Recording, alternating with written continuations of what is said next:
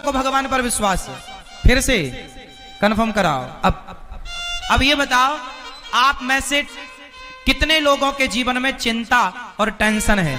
जिनके जीवन में टेंशन है, चिंता है, डिप्रेशन है, वो हाथ उठाएं। आज दूर ना कर दिया तो फिर बताना।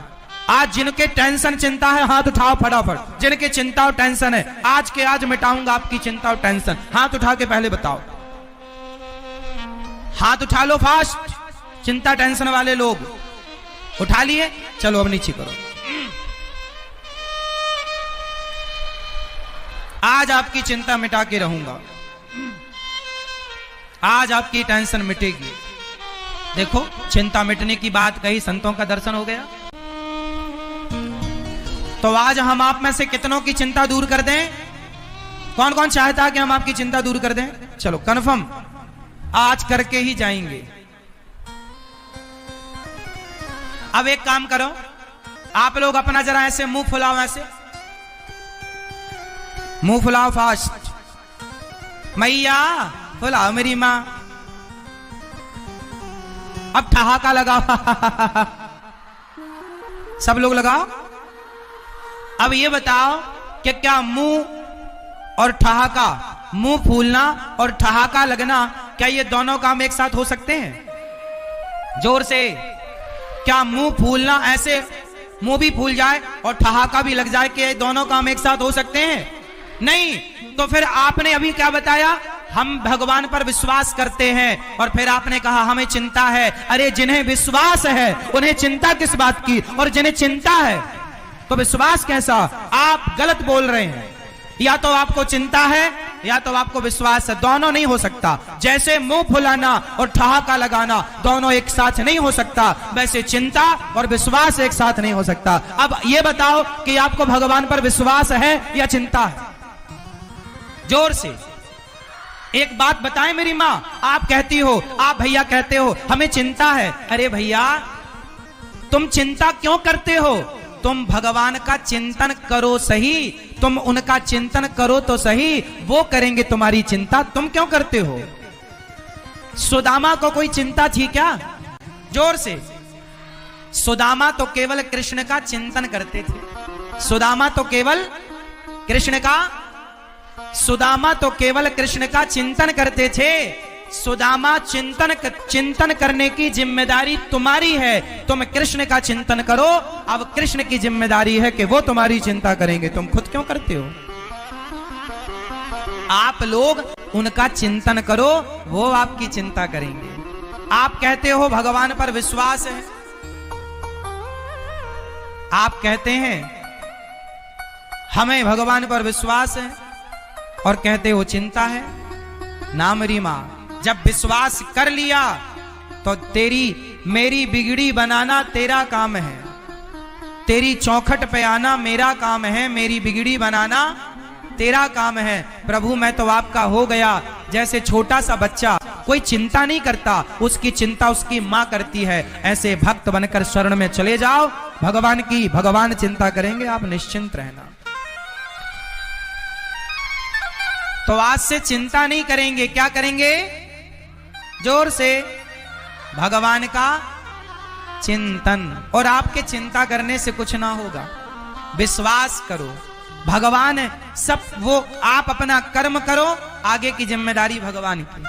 विश्वास रखो भगवान पर, कर्म ईमानदारी से करो, फिर देखना चिंताएं मिट जाएंगी, आप सुखी हो जाएंगे। प्रहलाद जी ने कहा पांचवी भक्ति विश्वास, भगवान का नाम मंत्र जाप मम दृढ़ विश्वासा, पंचम भजन सुवेद प्रकाशा। भगवान का नाम किसके साथ जपना है? विश्वास के साथ। तो कितने लोग भगवान पर विश्वास करेंगे? और चिंता का त्याग कर दो। विश्वास है तो चिंता नहीं होनी चाहिए। आप लोग कहते हो ना विश्वास है, विश्वास नहीं है आपको, आपको तो केवल चिंता है।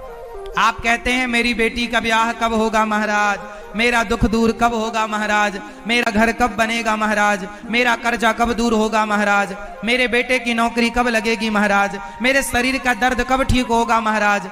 मेरी माँ, ये जो तुम्हारे दुख हैं, ये तो तुम्हारे दुख तुम्हारे कर्मों से मिलने ही मिलने हैं। इन दुखों को कोई माई का लाल दूर नहीं कर सकता। यदि संसार में आपका दुख कोई दूर कर सकता तो अब तक कोई कर देता। यदि दुख दूर कोई कर सकता है तो केवल भगवान दुख दूर कर सकते हैं। इसलिए क्यों किसी को पुकारना, क्यों दर दर की ठोकर खाना, क्यों ना भगवान के भरोसे रहना। आपका दुख कोई दूर नहीं कर सकता। बताओ, भीष्म पितामह भक्त है ना, पर बाणों की सैया पर लेटना पड़ा कि नहीं? हाँ या ना? अर्जुन भक्त है या नहीं? जोर से हाँ या ना? अर्जुन भक्त हैं, लेकिन 12 साल वनवास जाना पड़ा। तुम कितने भी बड़े भक्त हो, सुदामा भक्त थे, पर भाग्य में गरीबी थी तो भोगना पड़ा। जो तुम्हारे हिस्से का दुख है, चाहे हंस के उठाओ चाहे रो के उठाओ, कहीं माथा पीटने से तुम्हारा दुख दूर होता तो आज तक सबका दुख दूर हो जाता। इसलिए पागलों की तरह यहां वहां माथा ना पीटो, केवल भगवान के चरणों में विश्वास रखो। माथा पटकना है तो भगवान के चरणों में, हे प्रभु मैं आपका हूं, मैं आपकी हूं। यदि कोई दुख दूर कर सकता तो द्रौपदी का कोई दुख दूर कर देता, पितामह का दुख दूर कर देता। हमारे हिस्से का दुख हमें भोगना पड़ेगा। जो हमने कर्म किए हैं अच्छे या बुरे, भोगना पड़ेगा। हंस के भोगे या, इसलिए भोगो। को न काहू को सुख दुख कर दाता, निज कृत कर्म भोग सब भ्राता। ये ईश्वर की कर्म विधान है। आप लोगों को लगता है कि बाबा जी महाराज जी मंत्र पढ़ दें हमारा दुख दूर हो जाए ना, ऐसा कोई मंत्र नहीं है जिसको पढ़ के आप अपना दुख दूर कर लो। एक ही मंत्र है, केवल कृष्ण नाम, एक राम नाम। राम की शरण में जाओ, भगवान को रोकर पुकारो, वो दुख दूर करेंगे तो दुख दूर होगा। इंसानों के बस की नहीं है। इसलिए भोगना सीखो। हमारे जो दुख हैं वो हमें भोगने हैं। बड़े बड़े संतों ने अपना कष्ट भोगा है, बड़े बड़े संतों ने अपना कर्मदंड भोगा है। भगवान राम को 12-14 साल का वनवास मिला, उनका ही अपना कर्मदंड था। माता सीता को वनवास मिला, जाना तो पड़ेगा ना साहब। फिर अच्छा ये बताओ, एक छोटा सा प्रश्न आपसे मैं पूछ लूं। भगवान राम ने माता सीता को वनवास भेजा, ये सुना है आप लोगों ने? अच्छा ये बताओ, माता सीता के वनवास जाने में कारण कौन था, जिम्मेदार कौन था? जब माता सीता रावण के यहां से वापस आई, राम जी के साथ रहीं और राम जी राजा बने, सीता मैया रानी बनी, उस समय एक किसी धोबी के कहने से भगवान राम ने माता सीता को निकाल दिया। क्या किसी के कहने से राम जी ने सीता मां को निकाल दिया? क्या ये राम जी का निर्णय और न्याय सही था? उत्तर दो, सवाल है आपसे। क्या किसी के कहने से अपनी पत्नी को निकाल देना सही था? उत्तर हां या ना में।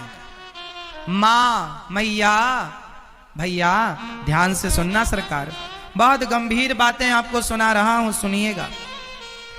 बताओ, राम जी ने माता सीता को वनवास भेजकर राम जी ने सही किया या गलत किया? या सही या गलत ये तो अपनी जगह है। ये बताओ, माता सीता के वनवास जाने में जिम्मेदार कौन था? उत्तर दो, कौन जिम्मेदार था?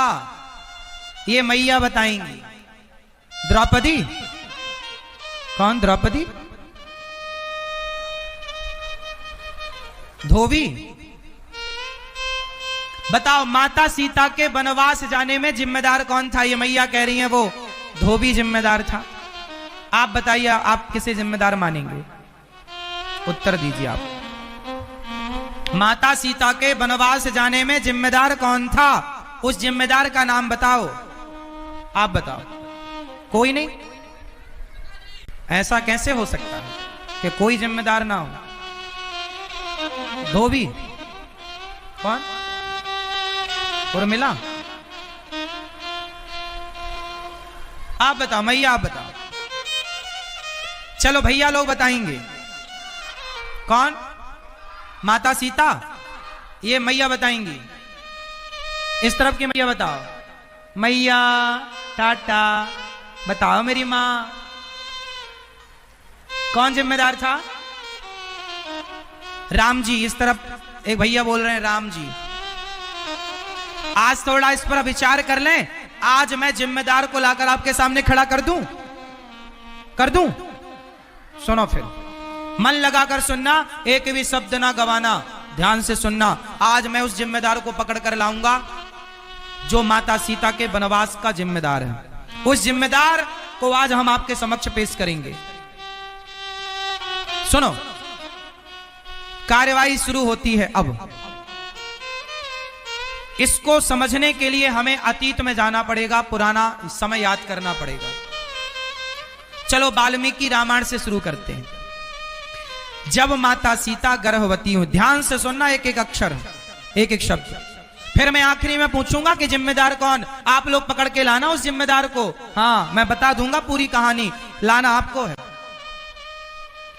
सुनो, जब भगवान राम राजा थे, सिया जी रानी थी, जब माता गर्भवती हुई, ये उन दिनों की बात है जब माता सीता अयोध्या में राजमहलों में रहती हुई गर्भवती हो गई।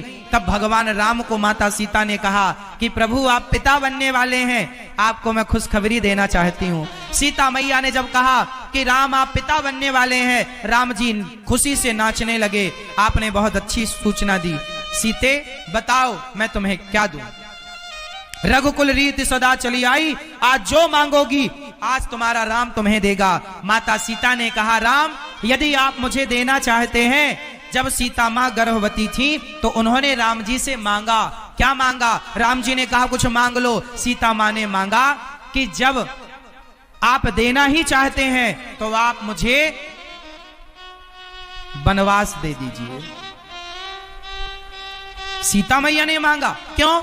सीता मैया ने कहा कि मेरे जो बच्चे हैं यदि वो संतों की कुटिया में जन्म लेंगे तो संतों के संस्कार बच्चों पर आएंगे, इसलिए मैं संतों के आश्रमों में अपने बच्चे को जन्म देना चाहती हूं, ये राजमहलों में जन्म नहीं देना चाहती। ये बात किसने कही थी? माता सीता ने। कहां लिखी है ये बात? वाल्मीकि रामायण में ये बात लिखी है।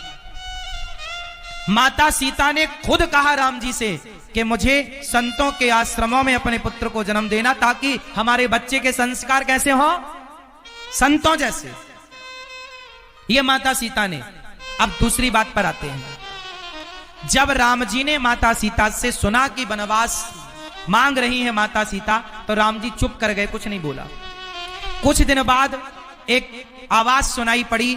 एक धोबी की पत्नी अयोध्या में काम करने आती थी। रात्रि को वो एक केवट के यहां पर रात्रि को रुक गई, क्योंकि केवट नाव से पार नहीं लगा सकता था, पानी गिर रहा था। सवेरे जब धोबी की पत्नी गई तो धोबी भाई ने कहा कहां थी रात भर? बोली पानी गिरने लगा, नाव रात को चल नहीं सकती थी तो मैं कुटिया पर रुक गई, केवट भैया की कुटिया पर, उनकी पत्नी के संग में थी। धोबी बोला मैं कोई राम थोड़ी हूं जो पराये पुरुष के पास पत्नी रहे और उसे स्वीकार कर ले, मैं तुम्हें स्वीकार नहीं करूंगा। लो भैया, राम पर ये उंगली उठनी स्टार्ट हो गई। ये बात जब माता सीता और राम जी तक आई तो राम जी ने कुछ निर्णय लिया। सारी अयोध्या में एक आवाज थी कि सीता मैया रावण के पास रहकर आई हैं, ये अयोध्या की महारानी बनने के लायक नहीं है। लोगों ने कहा क्या इन्होंने परीक्षा दी, अग्नि परीक्षा दी? लोगों ने बताया कि लंका से आते समय दी थी। लोगों ने कहा हमने थोड़ी देखी थी। अब लो भैया, अब राम जी धर्म संकट में आ गए। राम जी केवल सीता मां के पति नहीं थे, राम जी अयोध्या के राजा थे। और आपसे एक सवाल पूछूंगा, राजा का धर्म क्या है? प्रजा की बात मानना या परिवार की बात मानना? जोर से। राजा का धर्म है प्रजा की बात मानना। तो राम जी ने प्रजा की बात मानी और सीता मां को कहा कि आपने तो बोला ही था कि मुझे वनवास जाना है, तो आपका भी काम हो जाएगा, आपका भी वचन पूरा हो जाएगा और प्रजा की भी संतुष्टि हो जाएगी। सीता वही करो जिससे प्रजा का हित हो। तब सीता मां ने स्वयं ने निर्णय लिया और राम जी ने कोई वनवास में छोड़ा नहीं था। प्रॉपरली लेकर लक्ष्मण जी गए और प्रॉपर श्री वाल्मीकि जी के आश्रम में छोड़कर आए। और ये वाल्मीकि जी के आश्रम में सीता मैया 14 वर्ष के वनवास के दौरान भी रह चुकी थी। वहां का अनुभव था माता सीता को। तो ये माता सीता का वनवास, इसमें राम जी क्या जिम्मेदार हैं? राम जी की प्रजा कह रही है, तो राजा का धर्म है प्रजा की बात सुनना, और राम जी ने वही किया। अब जो सबसे गहरा कारण है, ये कारण तो आप सब जानते ही थे जो मैंने बताए, आपसे ये कोई छिपा नहीं था, मैंने कोई नई बात नहीं बताई। अब मैं वो बताने जा रहा हूं जो शायद आप में से कुछ लोग ही जानते हैं। आज मैं चाहूंगा कि भिंड के सारे लोग वो बात जाने, वो रहस्य जाने जो रहस्य जानने योग्य है। अब वो रहस्य मैं आपको बता रहा हूं जो आपको जान लेना चाहिए। माता सीता के वनवास का जो सबसे ठोस कारण था, वो सबसे ठोस कारण मैं देने जा रहा हूं, ध्यान से सुनिएगा। आप सब जानते हैं कि जब रावण मरा, जब रावण मरा तो राम जी से मिलने लंका में दशरथ जी आए थे। ये बात कितने लोग जानते हैं? रामचरितमानस में ये बात लिखी है, स्पष्ट लिखी है कि जब रावण मरा तो अयोध्यापति श्री दशरथ जी स्वर्ग से राम जी से मिलने आए और राम जी से कहा, राम मैं तुम्हारी मर्यादा और तुम्हारे धर्म से प्रसन्न हुआ, कुछ मांग लो बेटा। राम जी ने कहा, मैं कुछ नहीं चाहता, पिताजी आप कहो तो मैं आपको जीवित कर सकता हूं। दशरथ जी बोले, मैं जीवन नहीं लेना चाहता बेटा, अब मैं तुझे राजा बनता हुआ देखना चाहता हूं, लेकिन एक छोटा सा मेरा काम कर देना मेरे राम। क्या काम पिताजी?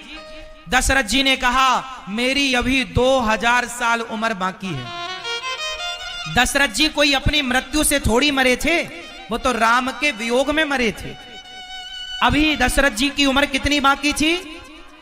जोर से 2000 वर्ष। तो दशरथ जी ने राम जी से कहा, हे रघुनंदन मेरी 2000 साल उम्र तुम ले लो, और तब से कहावत चालू हो गई कि मेरी उम्र तुम्हें लग जाए। आप जिससे अत्यधिक प्रेम करते हो, आप उससे क्या कहते हो कि मेरी उम्र तुम्हें लग जाए। सबसे पहले किसने किसको अपनी उम्र दी? तो दशरथ जी ने अपनी 2000 साल की उम्र राम जी को दी। सबसे पहले दशरथ जी ने उम्र दी। अब दशरथ जी चले गए। चलो बताओ, राम जी इस धरती पर कितने साल उन्होंने राज्य किया? राम जी का शासन काल, कार्यकाल कितने वर्षों का था? जोर से, नहीं जानते हो इतनी सी बात? भगवान राम ने इस धरती पर 11,000 वर्षों तक राज्य किया। एक प्रमाण ये है, और दूसरा प्रमाण भागवत जी में लिखा है, राम जी ने 13,000 वर्षों तक राज्य किया। अब आप कंफ्यूज हो जाएंगे अभी कि 11 सही है कि 13, दोनों सही। मैं दोनों को सिद्ध करके बताता हूं, यही तो आपको समझाना था। सुनो, राम जी का कार्यकाल तो था 11,000 साल का, लेकिन पिता ने उम्र दे दी कितने साल? 2000। तो 11 और 2 13। तो राम जी ने 11,000 वर्ष तक तो अपना कार्यकाल किया, और जो 2000 वर्ष का राज्य था वो पिता का कार्यकाल पूरा किया, वो अपना नहीं था। इसलिए राम जी ने माता सीता को वनवास कब भेजा?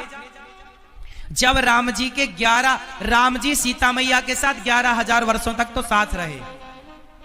कितने साल साथ में रहे? 11,000 वर्षों तक। जब 11,000 वर्ष पूरे हो गए, तब राम जी को लगा अब तो पिता की आयु स्टार्ट हो गई, और पिता की आयु यदि चालू हो गई, पिता की उम्र चालू हो गई, पिता की सत्ता चालू हो गई, तो पिता की उम्र से राम जी अपनी पत्नी का स्पर्श करते तो मर्यादा बिगड़ जाती। बताओ बिगड़ती कि नहीं? पिता की आयु से यदि सीता मां का स्पर्श होता तो वो ससुर सीता का स्पर्श करते, ससुर बहू, तो मर्यादा बिगड़ती।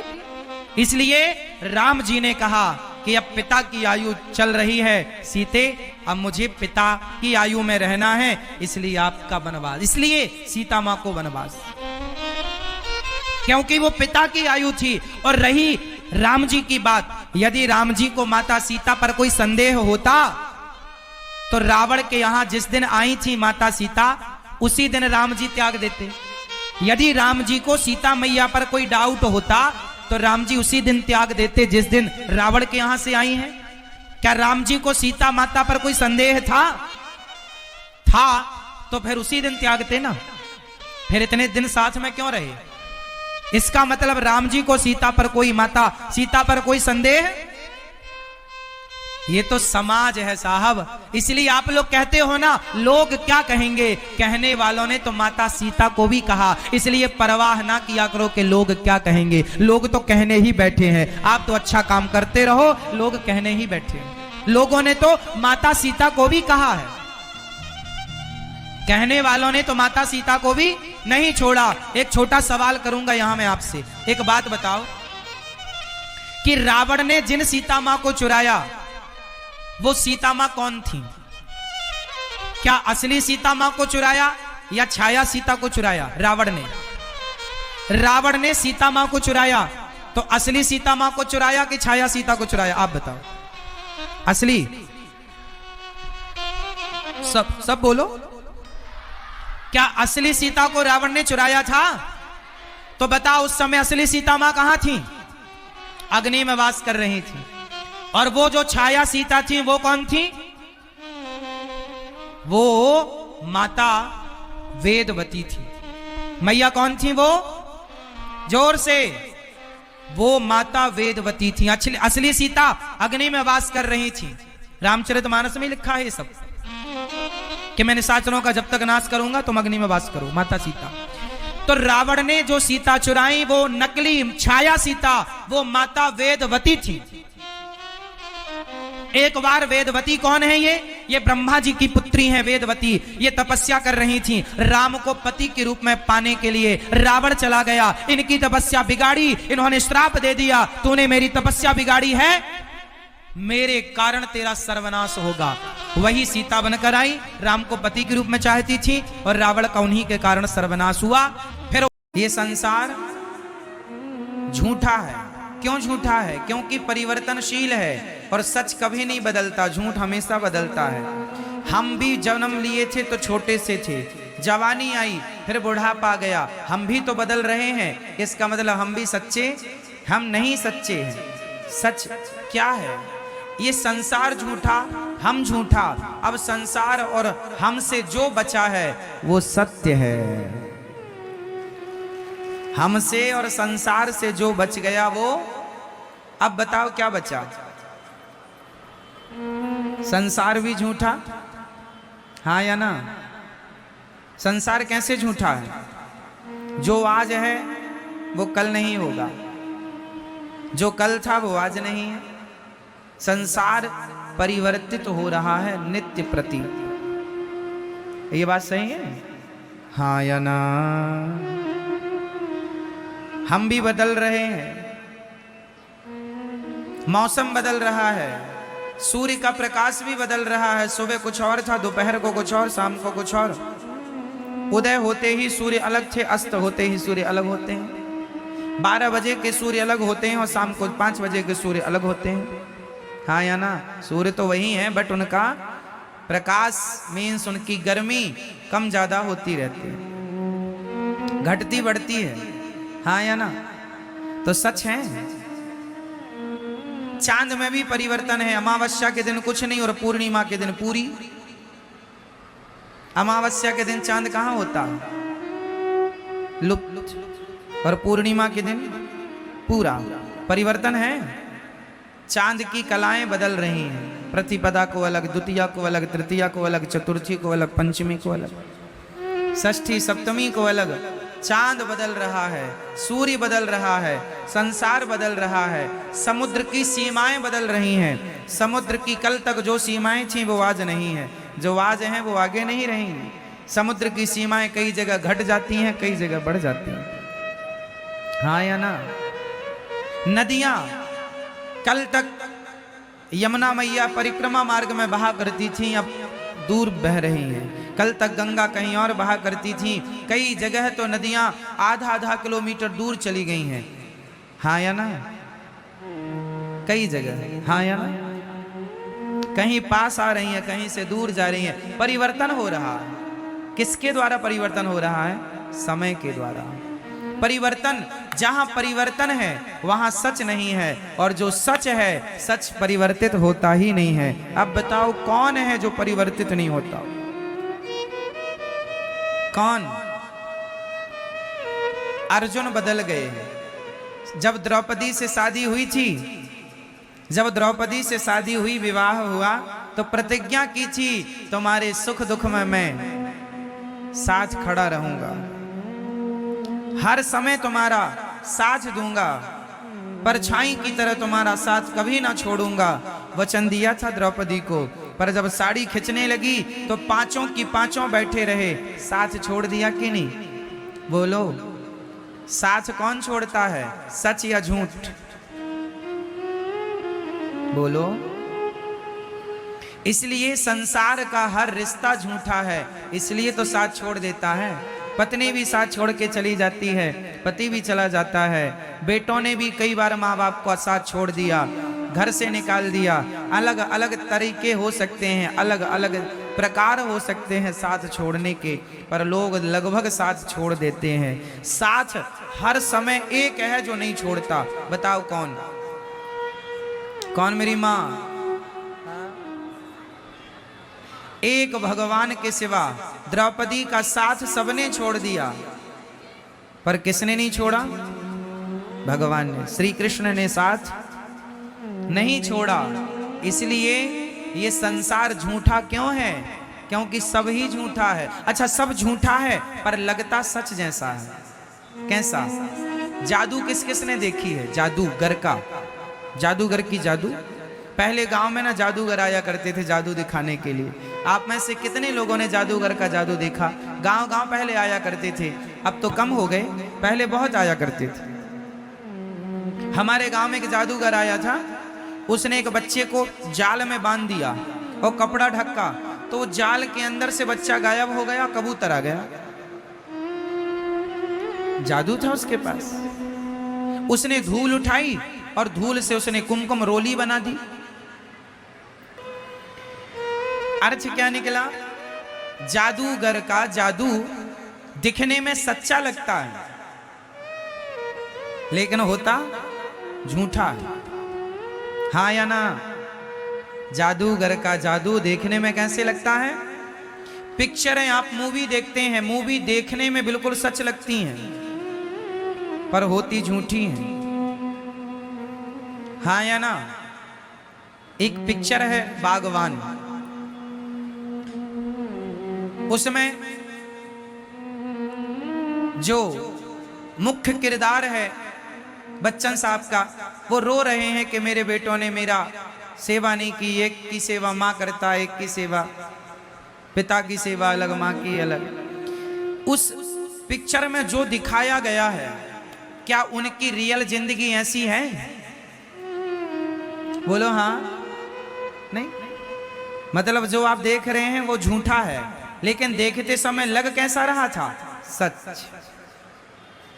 जब आप पिक्चर देखते हैं तो उस कहानी को सुन करके आप रो पड़ते हैं। आंसू तो झूठे नहीं है, आपका रोना तो झूठा, पिक्चर झूठी है पर आपका रोना झूठा नहीं है। कई बार झूठ भी सच जैसा लगता है और हम उसे सच मान लेते हैं, जबकि वो सच उसी तरह जैसे पिक्चर सच जैसी दिखती तो है बट सच होती नहीं है, उसी तरह ये संसार सच्चा दिखता तो है, सच है नहीं। सच क्या है? भगवान ही सत्य है। उमा कहूँ मैं अनुभव अपना, सत हरि भजन जगत सब सपना। ये संसार झूठा है मेरी माँ, भगवान सच्चे हैं। इसलिए झूठे संसार में रहो पर सच्चे भगवान की तरफ नजर बनाए रखो। झूठे संसार में तो रहना ही पड़ेगा। अब भले संसार झूठा है पर हमें रहना तो है। झूठे संसार में रहो पर सच्चे भगवान की तरफ नजरें बनाए रखो। झूठे संसार में हम रहते रहते उस सच्चे भगवान को भूल जाते हैं। उसका एक एग्जाम्पल मैं आपको दे रहा हूं। भीम भैया ने जरासंध से युद्ध किया, युद्ध करते हैं, जरासंध को मारते हैं, वो फिर जिंदा हो जाता। भीम भैया जरासंध से युद्ध करते हैं, उसे मारते हैं, वो फिर से जिंदा हो जाता है। एक दिन तो भीम भैया जाने लगे, ये तो बहुत पिटाई करता है मेरी, मैं थक गया लड़ते लड़ते। 27 दिन से युद्ध हो रहा था। अब भगवान ने कहा भीम भैया कहाँ जा रहे हो? बोले आप तो कोई हेल्प करते नहीं हो, मदद करते नहीं हो, चुपचाप तमाशा देखते हो। अब हम पिट रहे हैं, ये जरासंध बहुत मार रहा है। भगवान ने कहा भीम भैया कल युद्ध करना, पर युद्ध करते समय आप मेरी तरफ दृष्टि रखना। करना युद्ध, पर युद्ध करते समय देखना किसे है? जोर से, जोर से, भगवान को। अच्छा, तो भगवान की, अच्छा ठीक है। दूसरे दिन फिर युद्ध हुआ। युद्ध में भगवान की तरफ भीम भैया ने देखा तो भगवान ने एक तिनका उठाया, ऐसे बीच से फाड़ा और तिनके को बीच से फाड़ कर एक तिनके को इस तरफ, एक तिनके को इस तरफ। जरासंध क्या करते, भीम भैया क्या करते, जरासंध को फाड़ तो देते थे बीच से, पर वो फिर जुड़ जाता था। अब की बार भगवान ने इशारा किया कि उसका दाहिना भाग बाएं तरफ, बायां भाग दाएं तरफ यूं कर दो तो मर जाएगा। भीम भैया भगवान के इशारे पर वैसे ही किए, युद्ध जीत गए। 27 दिन तक अपना दिमाग लगा रहे थे, जीत नहीं मिली। एक बार भगवान की तरफ देखा तो जीत गए।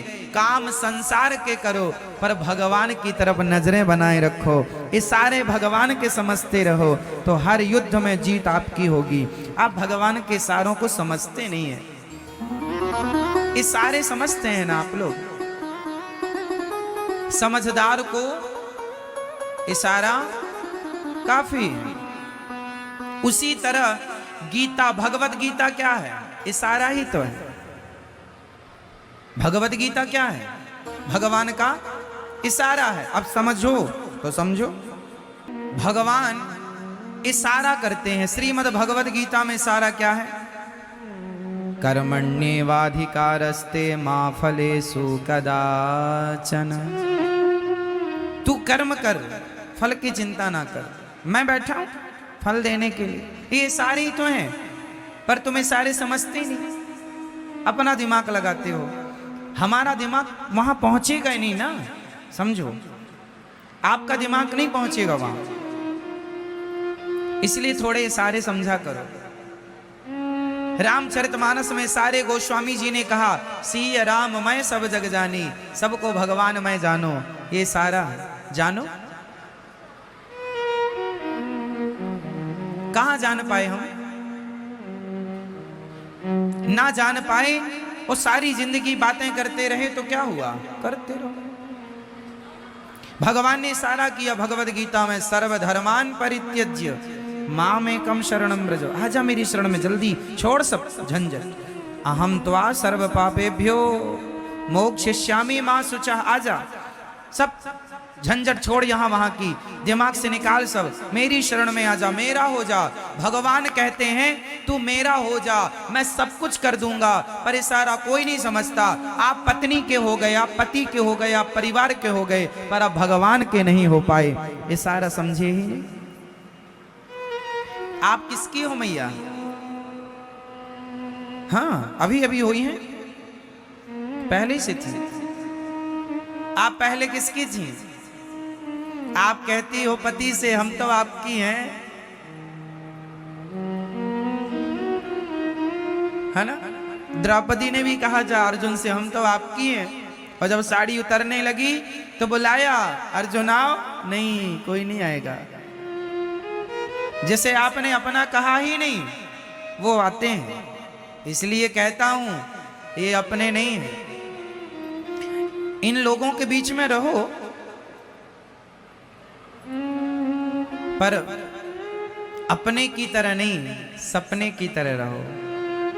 जैसे आंख खुलते ही रात का सपना टूट जाता है, उसी प्रकार जिस दिन आपके ज्ञान की आंखें खुल जाएंगी आपको लगेगा ये सब कुछ सपना ही है। आंख बंद होने तो दो, ये संसार का हर सपना भी टूट जाएगा। तो आपको किसका होना है? अभी किसके हैं? दादाजी बताएंगे। आप किसके हो? सरकार बताओ। भैया जी, ओ भैया, आप किसके हैं? अपनी पत्नी के, अपने बेटे के, अपने परिवार के, है ना? हमें पत्नी का नहीं होना, पति का नहीं होना, परिवार का नहीं होना। हम हाथ उठाकर कहते हैं हम हो गए राधा रानी के। हम हाथ उठाकर कहते हैं हम हो गए राधा रानी। हम हो गए राधा रानी के। हम हो गए राधा रानी के। हम हो गए श्यामा प्यारी के। हम हो गए श्यामा प्यारी के। हम हाथ उठाकर कहते हैं हम हो गए राधा रानी के। हम हाथ उठाकर कहते हैं हम हो गए राधा रानी। देखो तुमसे हाथ भी नहीं उठाए उठ रहे हैं, तुम क्या हो पाओगे?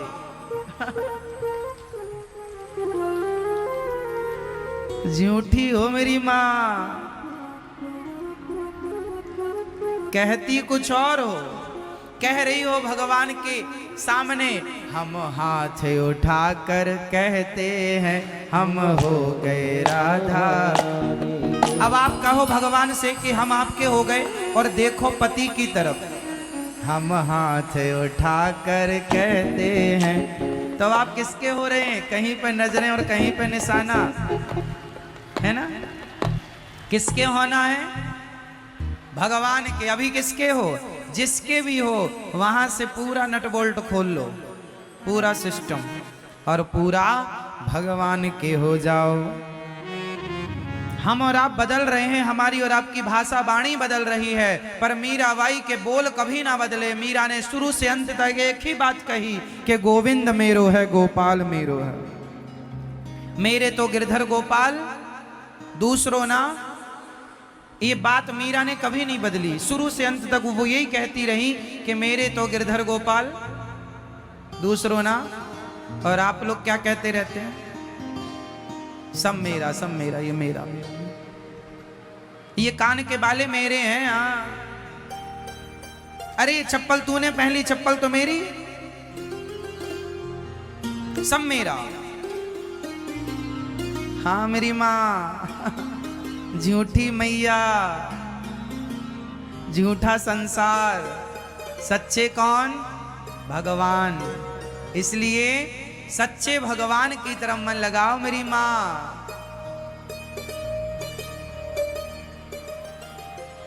84 लाख योनियां होती हैं। कितनी योनियां होती हैं?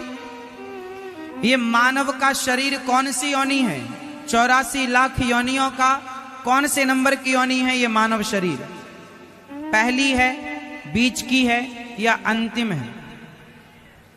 हाँ, 84 लाख योनियां कौन कौन सी हैं? चींटी से लेकर हाथी तक, जिसमें जलचर, थलचर, नभचर,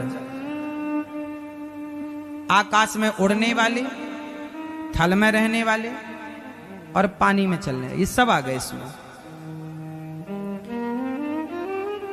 तो गोस्वामी जी कहते हैं स्वेदज, अंडज, उद्भिज और जरायुज, ये 4 प्रकार से जन्म होता है। स्वेदज 4 प्रकार से जन्म होता है व्यक्ति का, पता है आपको? व्यक्ति का मीन्स पेड़ पौधों का अलग प्रकार से जन्म होता है, हम लोगों का अलग जन्म होता है। मुर्गा मुर्गियों का अंडे के रूप में अंडज कहते हैं उन्हें, हमें कहते हैं जरायुज। स्वेदज मतलब पसीने से, गोबर इत्यादि में कीड़े अपने आप पड़ जाते हैं, कीड़े कहीं से लाए नहीं जाते, तो ये स्वेदज हैं। पसीने से बैक्टीरिया अपने आप पैदा हो जाते हैं, उन्हें उनके जरूरत नहीं पड़ती कहीं माँ बाप की, वो अपने से पैदा हो जाए। स्वेदज जो जैसे गोबर में कीड़ा अपने से हो जाता है, कुछ करना तो नहीं पड़ता ना, लाना तो नहीं पड़ता कि डालना पड़े फिर होए ना, वो स्वेदज है। पसीने से मतलब वो उस गंध से पैदा होते हैं, स्वेदज। फिर होते हैं अंडज, जो अंडे से पैदा हो, अंडे से मुर्गी इत्यादि और भी जितने अंडा से पैदा, वो अंडज हैं। स्वेदज वो जीव जंतु हैं और अंडज हैं। फिर उद्भिज, उद्भिज मतलब जैसे जमीन फाड़ के, जमीन से जैसे खेत किसान बोता है ना गेहूं चने, तो वो जमीन के भीतर से उसकी नमी पाकर वो एक संयोग पृथ्वी का जब हो, पानी का हो, तो फसल उत्पन्न होती है। मतलब जितने पेड़ पौधे हैं, वनस्पतियां सब इस तरह से उत्पन्न होती, उद्भिज कहते हैं उसे। और जरायुज एक झिल्ली में लिपटा हुआ, उससे जो पैदा हो, जैसे आप और हम कैसे हम झिल्ली में लिपटे रहते हैं माँ के पेट में, उसी तरह गाय, उसी तरह भैंस, उसी तरह बकरा बकरी, ये सब जरायुज कहलाते हैं। तो 4 प्रकार के 84 लाख में ये 4 प्रकार की योनियां बताई गई हैं। 4 प्रकार के, स्वेदज, अंडज, उद्भिज और जरायुज, और जलचर, थलचर और नवचर। 3 प्रकार वो और 4 प्रकार ये, और टोटल मिलाओ सबकी तो 84 लाख योनियां। इन 84 लाख योनियों में हमारा जन्म आखिरी जन्म है। इस मानव के शरीर से अब अच्छा कर्म कर लोगे तो पार हो जाओगे, और अब भी गलतियां कर गए तो फिर 84 आखिरी में जाकर यदि बच्चा एग्जाम देने में लापरवाही करे तो फिर फेल हो जाएगा, फिर पाठ 1 पढ़ना पड़ेगा, लेसन 1 पढ़ना पड़ेगा।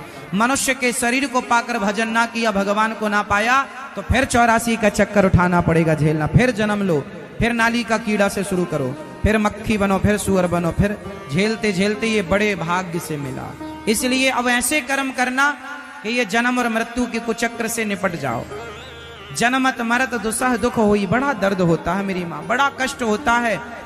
व्यक्ति जब जन्म लेता है ना, बड़ा दर्द। आद्य शंकराचार्य जी कह रहे हैं, पुनरपि जननम पुनरपि मरणम पुनरपि जननी जठरे शयनम। जन्म मृत्यु के चक्र से बचना चाहो तो भज गोविंदम गोविंदम भज मूढ़ मते। जो भगवान की शरण लेता है, जो भगवान का आश्रय लेता है, वह जन्म और मृत्यु के चक्र से बच जाता है। बोलिए भक्तवत्सल भगवान की जय।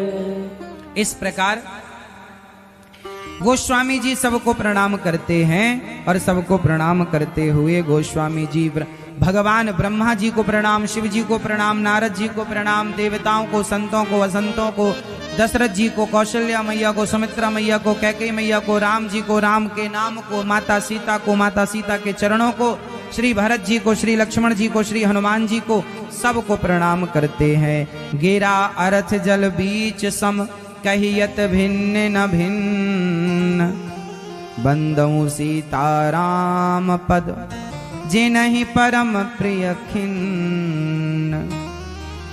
राम और सीता 2 हैं कि 1? उत्तर दो। राम और सीता 2 हैं या 1? बताओ आप, ये 2 हैं कि 1? जोर से।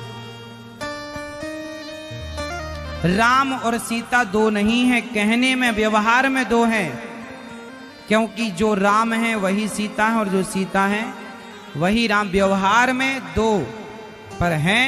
राधा और कृष्ण ये 2 नहीं है, व्यवहार में 2 है। लक्ष्मी और नारायण व्यवहार में 2 है। सीता और राम व्यवहार में 2 है, पर है 1। इन्हें कभी अलग नहीं मानना चाहिए। इस प्रकार से गोस्वामी जी कहते हैं, राम नाम मणिदीप धरूं, जी है देहरी द्वार, तुलसी भीतर बाहिरो, जो चाहत उजियार। राम नाम मणिदीप धरूं। अच्छा, घर के अंदर भी प्रकाश हो और घर के बाहर भी प्रकाश हो, इसके लिए हमें दीपक कहाँ जलाना चाहिए? कहाँ दीपक जलाएं तो घर के अंदर भी प्रकाश मिले और घर के बाहर भी? बताओ जल्दी से। कहाँ पर? देहरी। देहरी मतलब द्वार पर दीपक जलाने से अंदर भी प्रकाश होगा। और तो राम नाम मणि दीप धरूं, जी है देहरी द्वार, तुलसी भीतर बाहिरो, जो चाहत उजियार। यदि आप अपना लोक और परलोक दोनों संवारना चाहते हो तो अपने राम नाम के दीपक को जिह्वा के दरवाजे में रख दो, अर्थात जिह्वा पर राम नाम रखो, तो आपका लोक भी सवर जाए और परलोक भी सवर जाए। तो भगवान की बड़ी महिमा है, जैसे देवता शुक, नारद जी इत्यादि गाते हैं। अच्छा, भगवान कलयुग में क्या है? कलयुग में गोस्वामी जी लिख रहे हैं, नहीं कलि करम ना भगति विवेको, राम नाम अवलंबन एको। नहीं कलि करम ना भगति विवेको, राम नाम अवलंबन एको। अर्थ ये निकला कि कलयुग में ना योग ना जप ना तप कुछ नहीं है, राम नाम अवलंबन। कलयुग में आप कुछ नहीं कर सकते क्योंकि कोई विधि विधान नहीं। कलयुग में ना भक्ति ना कर्म कुछ नहीं बचा, केवल राम नाम। काम करते रहो और नाम, अच्छे कर्म करो और नाम। और भगवान का नाम कोई कैसे ले? भाय को भाय अनख आलस हो, नाम जपत मंगल दिसिदस हो। भाय को भाय अनख आलस हो। चलो बताओ, भाव से किसने भजा भगवान को? भाव से, कुभाव से और आलसी, इन तीनों का नाम बताओ। पहले एक का नाम बताओ। भाव से किसने भजा भगवान को?